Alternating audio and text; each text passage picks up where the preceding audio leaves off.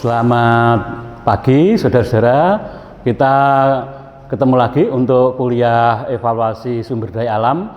Kita lanjutkan dari pertemuan minggu yang lalu, yakni mengenai pengertian sumber daya alam. Ternyata sumber daya alam yang minggu yang lalu kita sampaikan itu klasifikasinya banyak, ya, berdasarkan sifat, berdasarkan materi, berdasarkan penggunaannya. Nah, ini macam-macam, ya, macam-macam sumber daya yang ada di alam ini, yang notabene ini merupakan kebutuhan kita semua, yang kita kalau pandai-pandai memanfaatkan, pandai-pandai memfungsikan dari sumber daya alam ini, sumber daya alam akan lestari, yang akan membawa kesejahteraan bagi kita atau masyarakat seluruhnya. Nah, minggu yang lalu sudah saya sampaikan ada sumber daya alam yang renewable atau sumber daya alam unrenewable. Nah, ini saya tambahi lagi agar pemahaman mahasiswa tentang sumber daya alam ini lebih jelas, lebih mantap, ya, yaitu sumber daya alam yang tidak dapat diperbarui atau tidak dapat pulih, itu stock resources. Nah, diartikan bahwa sebagai sumber daya alam yang tersedia itu dalam jumlah, kualitas, ya, dan yang tetap pada waktu tertentu. Jadi jumlahnya itu tetap, ya. Artinya stock resources. Jadi stoknya itu terbatas, ya, bahkan tidak bertambah, ya, sumber yang jumlahnya tetap, ya. Oleh karena itu sumber daya alam itu adalah harus dipakai, harus dimanfaatkan dengan berhati-hati. Seperti minggu yang lalu saya sampaikan misalnya bahan bakar minyak BBM, ya, atau sekarang Pertamax itu merupakan sumber daya alam yang stoknya terbatas, tidak dapat diperbarui. Oleh karena itu kita selaku mahasiswa di dalam memakai itu juga harus berhati-hati, harus efisien, ya. Tidak katakanlah pas saya punya terus kita kemana-mana. Nah, memakai motor, ya. Kalau pemakaian motor itu tidak perlu, lebih baik kita berjalan. Ini menunjukkan bahwa dengan berjalan mungkin kita selain sehat karena olahraga juga membuat efisien di dalam pemakaian sumber daya alam, khususnya sumber daya alam yang tidak dapat diperbarui atau stock resources. Ini harus berhati-hati. Jadi jangan mahasiswa berfoya-foya kemana-mana, ya, padahal itu tidak perlu dengan motor, harus dengan motor. Nah, kalau tidak perlu dengan motor, cukup jalan kaki. Kita semakin sehat dan juga melakukan efisiensi terhadap penggunaan sumber daya alam. Nah, sumber daya yang dapat diperbarui yang kedua ini itu flow resources, ya, sumber daya alam yang jumlahnya selalu berubah, Nah, kemudian berikutnya sumber daya yang mempunyai sifat gabungan antara yang dapat diperbarui dan yang tidak dapat diperbarui, ya, gabungan. Nah, mari kita lihat sumber daya alam yang tidak pulih, ya, sebenarnya kalau kita telaah lebih jauh, kita telaah lebih dalam, ya, seharusnya tidak ada, ya, sumber daya alam itu yang tidak pulih, ya. Sebenarnya bisa semuanya itu pulih, namun permasalahannya proses pemulihan itu dari masing-masing sumber daya alam itu membutuhkan waktu yang lama, waktu yang panjang. Nah, padahal dalam waktu yang panjang itu kita manusia selalu terus-menerus butuh, ya, sehingga rasa-rasanya kok sumber daya alam itu seperti tidak dapat diperbarui. Sebetulnya dia mampu memperbarui diri, tetapi butuh waktu yang lama. Nah, selama waktu yang lama kita sudah lagi menggunakan sumber daya alam itu. Nah, ini yang merasakan sumber daya alam itu tidak dapat pulih. Nah, sumber daya yang tidak dapat pulih ini digolongkan menjadi yang dua golongan. Golongan yang pertama, sumber daya alam yang tidak bisa didaur ulang. Nah, kalau tidak bisa didaur ulang, ya harus mencari baru. Contohnya yang misalnya batu bara, minyak, gas alam, ini sumber daya alam yang tidak pulih dan tidak bisa didaur ulang. Nah, berbeda dengan golongan yang kedua yang tidak bisa pulih tapi bisa didaur ulang, misalnya logam. Ya, logam itu bisa didaur ulang meskipun menjadi barang atau materi dari pertama mungkin nilai ekonominya tinggi, harganya mahal, tetapi setelah lama-lama aus, rusak, didaur ulang. Tetapi dengan didaur ulang itu bisa menjadi bahan, barang, benda yang nilai ekonominya itu lebih rendah atau harganya lebih murah. Misalnya ini hasil-hasil daur ulang itu biasanya harganya akan lebih murah. Contoh kalau kita di masyarakat itu ada plastik jinjing, ya, plastik jinjing. Kalau orang-orang di pasaran itu tas kresek. Tas kresek putih dengan hitam itu harganya berbeda. Kalau tas kresek putih biasanya itu lebih mahal daripada kresek hitam. Karena tas kresek hitam itu diperoleh dari hasil daur ulang. Ya, hasil daur ulang dari biji-biji plastik, dari plastik-plastik yang tidak dipakai lagi. Nah, jadi kualitasnya itu semakin menurun, tapi tidak apa-apa, masih bisa didaur ulang. Itu meskipun ini termasuk bahan yang tidak habis, bahan yang habis pakai. Nah, sumber daya alam yang dapat pulih ini digolongkan pada jenis yang bisa habis dalam jangka pendek, tetapi bisa diganti secara cepat, ya, melalui proses alam. Ya, sumber daya alam yang dapat pulih itu habis dalam waktu yang singkat, tetapi bisa diganti secara cepat. Ya, misalnya dari segi ini, misalnya ikan, ya, perikanan itu habis, tetapi kalau kita menebarkan lagi benih-benih ikan, nah, ikan-ikan itu cepat sekali juga. Untuk 3 bulan dia sudah besar. Juga demikian pertanian. Pertanian itu kalau misalnya kita panen, ya 3 bulan habis, nah, kemudian nanti kita semai lagi, tumbuh lagi. Nah, pertanian ini dia bisa, ya, proses itu bisa mengalami pemulihan karena pemeliharaan.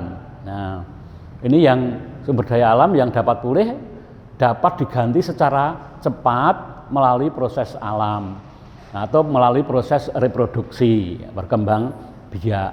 Nah, sumber daya alam berikutnya yang mempunyai sifat gabungan. Yang mempunyai sifat gabungan, dalam pembahasan sumber daya alam yang ada dalam golongan ini dibedakan menjadi 2, yaitu sumber daya alam biologi dan sumber daya alam tanah. Sumber daya alam biologi merupakan sumber daya alam yang dihasilkan melalui proses biologi atau lebih dikenal dengan proses perkembangbiakan.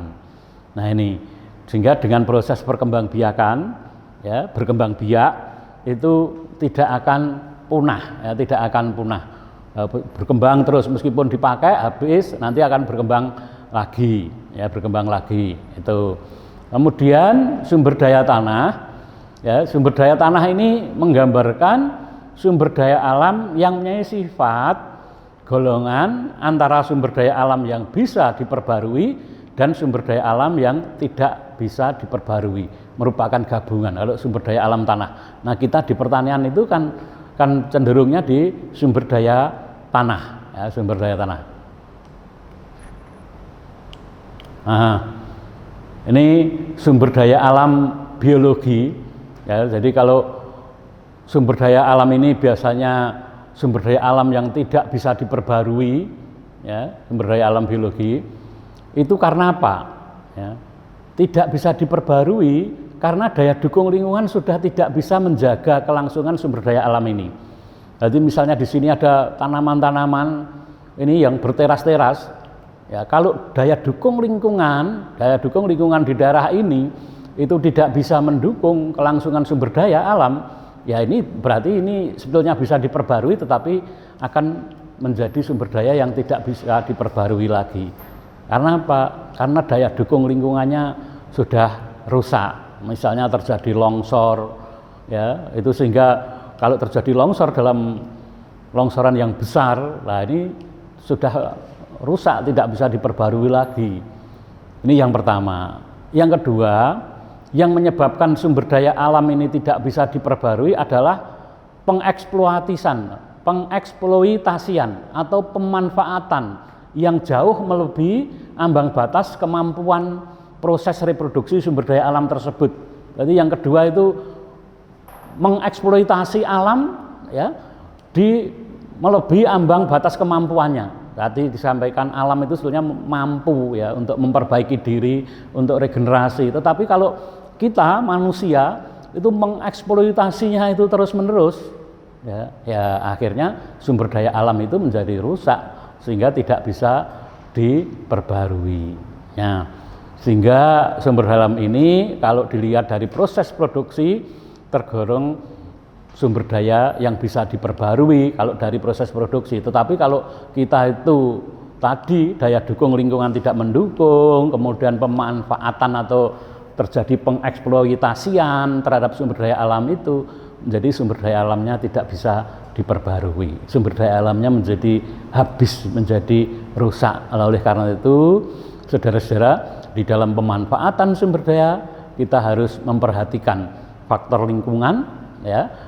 Daya dukung lingkungan harus mampu menopang sumber daya alam tersebut agar sumber daya alam itu lestari dan kita tidak mengeksploitasi menjauhi ambang batas kemampuan proses dia regenerasi. Jadi harus di bawahnya ambang batas regenerasi sehingga sumber daya alam itu yang dapat diperbarui itu kelestariannya tetap terjaga terus itu. Nah, ini sumber daya alam tanah. Sumber daya alam tanah itu bisa menjadi sumber daya yang tidak dapat diperbarui jika kita lihat dari fungsi tanah. Nah, kalau kita sebagai orang pertanian, fungsi tanah itu sebagai media tanam, sebagai tempat bertanam. Tetapi kalau fungsi tanah sebagai lahan pertanian itu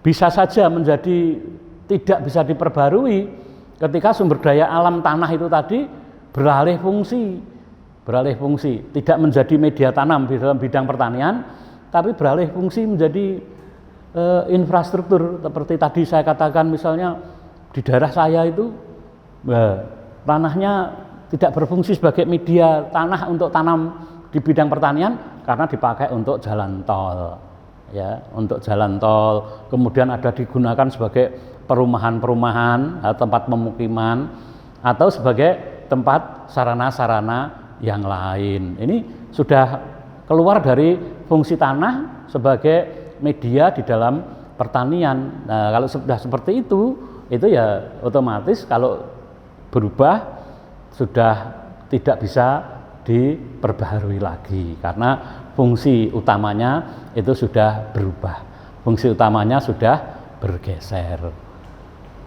Nah, berikutnya yang menurut kepemilikannya,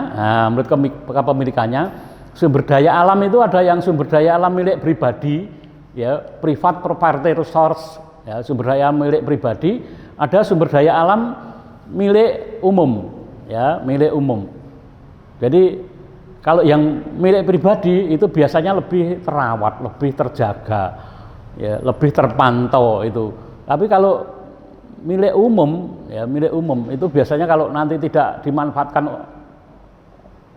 tidak saya manfaatkan, dimanfaatkan orang lain. Nah, misalnya itu, sehingga bahasa Jawanya itu rebutan, ya. Dari kalau sumber daya alam milik umum itu biasanya rebutan, ya, segera untuk dieksploitasi secara besar-besaran, ya.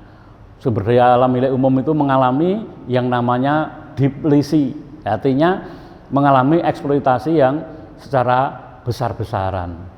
Nah, oleh karena itu kita selaku mahasiswa pertanian, ya, kalau itu milik umum, mari kita memberikan penjelasan, memberikan sosialisasi kepada masyarakat, ya, milik umum agar ini keberlangsungan pemakaiannya itu bersama-sama, ya, kita gunakan secara bersama-sama. Tetapi harus memperhatikan tadi ambang batas regenerasi atau pemulihan dari sumber daya tersebut agar sumber daya itu bisa bermanfaat untuk selama-lamanya. Nah, yang tadi itu kalau menurut kepemilikannya ada yang dimiliki oleh pemerintah, ada juga yang dimiliki oleh swasta. Ini penggolongan lain dari sumber daya alam menurut pengelolaannya. Ada yang dikelola oleh pemerintah, tapi ada juga yang dikelola oleh swasta. Tadi di depan sudah banyak saya sampaikan, ya, misalnya itu udang, itu banyak juga yang dikelola oleh swasta, ya, karena memang udang itu mempunyai nilai ekonomi yang tinggi. Nah, ini pemerintah cukup sebagai fasilitator di dalam proses produksi, proses pemasaran dari udang tersebut. Nah, kalau berikutnya sumber daya alam menurut terbentuknya. Nah, menurut terbentuknya sumber daya alam digolongkan ke dalam sumber daya alam primer dan sumber daya alam sekunder. Pengelompokan primer dan sekunder ini adalah bersifat objektif atau masih sangat tergantung kepada siapa atau dari mana sudut pandang seseorang di dalam melihat sumber daya alam ini primer atau sekunder. Nah, yang dimaksud sumber daya alam sekunder merupakan sumber daya alam yang terbentuk akibat karena keberadaannya sumber daya primer. Nah, sumber daya alam sekunder adalah sumber daya alam yang terbentuk karena adanya keberadaan dari sumber daya primer. Misalnya tumbuh-tumbuhan ini sumber daya alam sekunder. Nah, apabila dihubungkan dengan curah hujan, ya, karena tumbuhan akan terganggu kelangsungan hidupnya tanpa adanya curah hujan, ya, sebagai sumber daya primer. Nah, ini sudut pandang kalau kita memandang, oh, tumbuhan ini sebagai sumber daya sekunder. Karena apa? Karena dia tidak mungkin hidup dengan baik kalau tidak ada air hujan yang merupakan sumber daya primer. Jadi ini sangat tergantung pada kita memandangnya. Jadi sumber daya sekunder itu sumber daya yang terbentuk karena adanya sumber daya primer. Nah, berikutnya ini penting ya, nanti agar saudara-saudara mahasiswa itu melihat, oh, bahwa sumber daya alam itu sangat penting ya, tidak hanya secara fisiknya saja, ya, tidak hanya secara fisiknya saja, tetapi juga secara bagaimana dari sudut ekonominya. Nah, jenis sumber daya alam kaitannya dengan penerimaan dan biaya. Kalau dilihat dari cara pandang ekonomi, konsep habis itu akan berbeda karena bisa saja sumber daya secara fisik, ya, secara fisik itu masih ada, kasat mata ada, ya. Namun secara ekonomi sumber daya tersebut sudah habis. Atau dengan kata lain, cara pandang secara fisik itu berbeda dengan cara pandang secara ekonomi. Tolak ukurnya dari pandangan ekonomi terhadap sumber daya alam itu adalah penerimaan dari sumber daya tadi itu dan biaya yang digunakan, biaya yang dikeluarkan untuk memproses pengambilan sumber daya tersebut itu bagaimana? Jika penerimaan yang diperoleh dari sumber daya alam tersebut itu lebih besar dibandingkan dengan biaya yang digunakan untuk memperolehnya, untuk proses pengambilan sumber daya, maka secara ekonomi sumber daya alam tersebut tidak habis, masih ada. Karena apa? Karena biaya untuk mengambil sumber daya alam itu, ya, itu lebih kecil, biayanya lebih kecil kalau sumber daya alam itu kita jual, gampangannya begitu, kita pakai, kita keluarkan, itu ternyata pendapatannya itu lebih besar. Namun jika biaya untuk mendapatkan sumber daya alam itu lebih besar daripada hasil yang kita keluarkan, nah berarti sumber daya itu dikatakan sudah habis, meskipun secara fisik itu ada. Nah, misalnya apa? misalnya benda-benda yang di dalam mencari, mengambil, ya itu sulit sekali. Ya. Contoh kalau misalnya di pertanian, yang paling mudah di pertanian itu, kalau musim kemarau, petani itu untuk mendapatkan air, wah itu pakai sumur dalam, ya, pakai sumur dalam. Lah biaya untuk mengambil itu perlu solar, perlu tenaga kerja.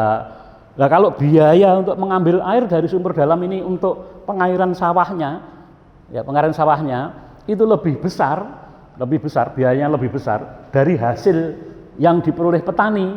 Nah itu diibaratkan sumber dayanya itu sudah habis, karena biaya yang digunakan untuk mengambil itu lebih besar daripada hasil yang diperoleh petani itu setelah panen. Nah itu biasanya akhirnya ini malah rugi. Ya, malah rugi kalau dihitung. Untungnya petani kita itu kan tidak menghitung kebutuhan itu. Sebetulnya kalau betul-betul dihitung mungkin rugi, karena dia harus mengambil air dari sumur yang dalam, butuh tenaga kerja, butuh solar, ya, butuh waktu.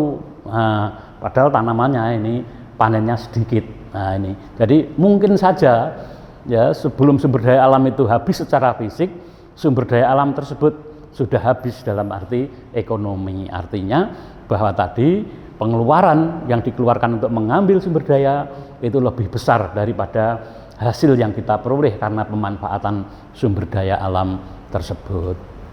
Nah,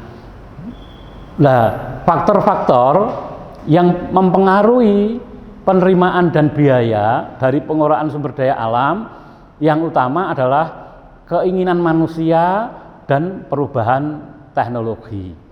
Nah, keinginan atau selera manusia terhadap penggunaan sumber daya alam ini akan mempengaruhi nilai ekonomi sumber daya alam. Karena sumber daya alam akan berguna secara ekonomi jika sumber daya tersebut bisa digunakan oleh manusia. Artinya, semakin tinggi minat atau selera manusia terhadap sumber daya tersebut, pada gilirannya akan menyebabkan tingginya harga sumber daya alam. Nah, jika harga sumber daya alam tersebut tinggi, maka penerimaan dari pengelolaan sumber daya alam tersebut lebih tinggi dari biaya yang dikeluarkan. Nah, di sini perlunya peran teknologi terhadap sumber daya alam yang biasanya hal penemuan ya, atau pengelolaan sumber daya alam. Nah, dengan adanya teknologi akan menurunkan biaya produksi atau biaya proses pengelolaan sumber daya alam, sehingga penerimaan dari pengelolaan sumber daya alam tersebut lebih tinggi dari biaya pengelolaannya. Jadi semakin tinggi teknologi, maka akan semakin memperpanjang umur sumber daya alam, tidak cepat habis karena adanya teknologi. Nih, dan cara pandang ekonomi. Jadi itu bahwa secara ekonomi bisa dikatakan habis kalau biaya yang dikeluarkan itu lebih besar daripada nilai manfaat yang diperoleh dari sumber daya alam tersebut. Saya kira demikian untuk minggu ini. Kita lanjutkan untuk minggu depan. Terima kasih atas perhatiannya. Selamat siang. Assalamualaikum warahmatullahi wabarakatuh.